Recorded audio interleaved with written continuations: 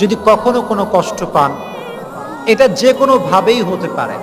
কোনো একটা সম্পর্ক ছিল, কাছের মানুষ কষ্ট দিয়েছে বা প্রিয় মানুষ কষ্ট দিয়েছে, কোনো একটা জিনিস হারিয়ে ফেলেছেন, অনেক কষ্ট পেয়েছেন আপনি। প্রথমে আপনি যে কাজটা করবেন সেটা হচ্ছে you have to put your trust on your Lord.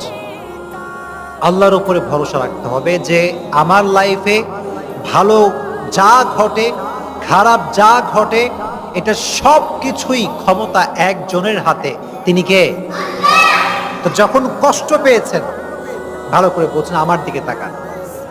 যখন কষ্ট পেয়েছেন আপনি, আপনি বলবেন আল্লাহ, যা হয়েছে ভালোর জন্য হয়েছে।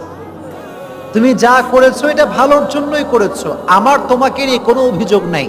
আমার জীবনে যা ঘটেছে আমি সেটার জন্যই পড়ছি আলহামদুলিল্লাহ।